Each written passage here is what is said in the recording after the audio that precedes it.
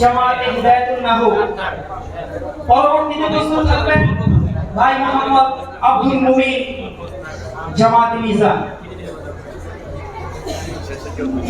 আসসালামু আলাইকুম ওয়া রাহমাতুল্লাহি ওয়া বারাকাতুহু। নাহমাদুহু ওয়া নুসাল্লি আলা রাসূলিহিল কারীম। আম্মা বা'দ, ফাআউযু বিল্লাহি মিনাশ শাইতানির রাজীম। বিসমিল্লাহির রহমানির রহিম। ওয়া নাজ্জায়নাহু ওয়া লূতান ইলাল আরদি আল্লাতী বারাকনা ফীহা লিল আলামিন। ওয়া ক্বালা রাসূলুল্লাহি সাল্লাল্লাহু আলাইহি ওয়াসাল্লাম, ইযা তারাকতুমুল জিহাদ ফাসাল্লাতাল্লাহু আলাইকুমুয যিল্লাহ, আও কামা ক্বালা আলাইহিস সালাতু ওয়াস সালাম। ঐতিহ্যবাহী আল জামিয়াতুল ইসলামিয়া মুস্তাফাগঞ্জ মাদ্রাসার পক্ষ থেকে বাৎসরিক এই অনুষ্ঠানে সম্মানিত সভাপতি ও বিজ্ঞ বিচারক মণ্ডলী, বাংলা সবুজ শ্যামল থেকে এলপি পাশ আরোহিত এক জাক ছাত্র ভাইকে সবাইকে আমার পক্ষ থেকে জানাই আন্তরিকভাবে মোবারকবাদ। আমরা অবগত আছি যে আজকে আমাদের আলোচ্য বিষয় হচ্ছে বর্তমান নির্যাতিত ফিলিস্তিন জাতির মুক্তির উত্তরণের পথ ও পন্থা। তাই আমি এই বিষয়ে আপনাদের সামনে কিঞ্চিত আলোচনা করব ইনশাআল্লাহ। পৃথিবীর শুরু থেকে আজ পর্যন্ত মানব জাতি দুটি ভাগে বিভক্ত হয়ে আছে। একটি হলো জালিমের, আরেকটি হলো মাজলুমের। একটি হচ্ছে শোষণের, আরেকটি হচ্ছে শোষিতের। এই মাজলুম এবং শোষিতের দলের সিংহভাগই হচ্ছে মুসলিম জাতি, আর জালেম এবং শোষণের দলে রয়েছে সমস্ত কুফরি শক্তি। বিভিন্ন দেশ বিদেশের ইতিহাস দেখলে জানা যায় মুসলমান জাতি সর্বদা নির্যাতিত হয়ে আসছে, যার অন্যতম দৃষ্টান্ত হচ্ছে বর্তমান ফিলিস্তিন জাতি। আল্লাহ তাআলা এই ফিলিস্তিনের ব্যাপারে পবিত্র কোরআনুল কারিমে ইরশাদ করেন, ওয়া নাজ্জায়নাহু ওয়া লূতান ইলাল আরদি আল্লাতী বারাকনা ফীহা লিল আলামিন। আমি তাকে এবং লূতকে এমন এক স্থানে নিয়ে গেলাম যেখানে সমগ্র বিশ্ববাসীর জন্য আমি বরকত রেখেছি। তাই দৃষ্টি করলে দেখা যায় পৃথিবীতে যত বরকতময় ভূমি রয়েছে তার মধ্যে অন্যতম একটি হচ্ছে বর্তমান ফিলিস্তিনের ভূমি। রাসূল সাল্লাল্লাহু আলাইহি ওয়াসাল্লামের পূর্বে বহু জালিম শাসক এই ফিলিস্তিনে শাসন করে যায় এবং মুসলমানদের উপর চরম নির্যাতন চালায়। রাসূল সাল্লাল্লাহু আলাইহি ওয়াসাল্লামের যুগে খন্দক যুদ্ধের সময় তিনি এই ফিলিস্তিন বিজয়ের সুসংবাদ দেন।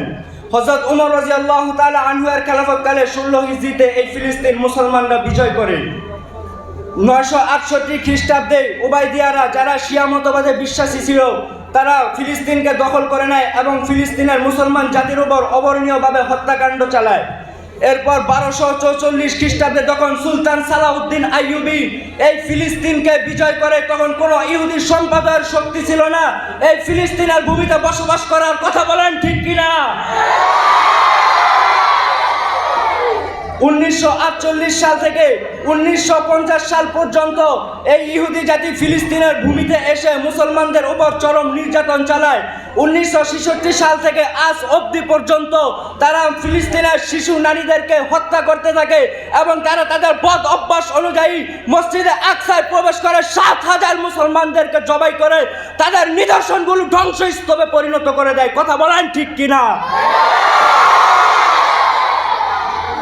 আজ ফিলিস্তিন জাতিরা যেন আর্তনাদ করে বলছে, রব্বানা আখরিজনা মিন হাযিহিল ক্বরিয়াতি যালিমি আহলুহা ওয়াজআল লানা মিন লাদুনকা ওয়ালিয়্যা ওয়াজআল লানা মিন লাদুনকা নাসীরা।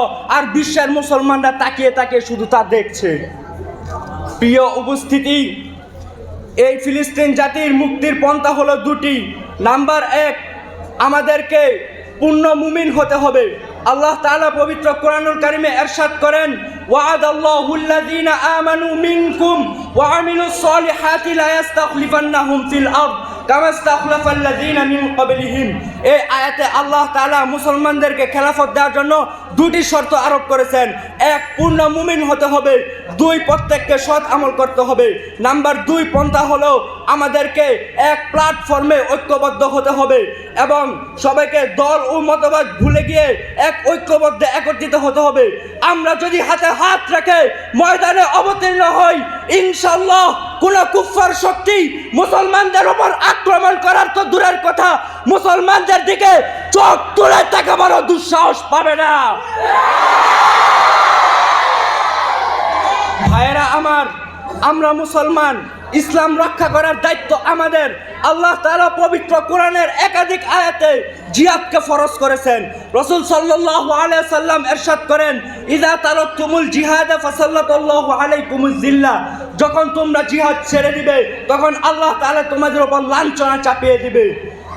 যে আল্লাহ রব্বুল আলামিন খালিদ বিন ওয়ালিদকে দিয়ে ইস্তাম্বুল জয় করিয়েছেন, মোহাম্মদ বিন কাসেমকে দিয়ে সিন্ধু জয় করিয়েছেন, তারেক বিন জিয়াদকে দিয়ে স্পেন জয় করিয়েছেন, সুলতান সালাউদ্দিন আইয়ুবীকে দিয়ে ফিলিস্তিন জয় করিয়েছেন, আমরাও যদি এখন থেকে হিম্মত রাখি এক আল্লাহর জমিনে আল্লাহর দ্বীন কায়েমের জন্য এবং নির্যাতিত মুসলমানদেরকে রক্ষা করার জন্য যদি আমাদেরকে জিহাদ করতে হয় আমরা জিহাদ করব।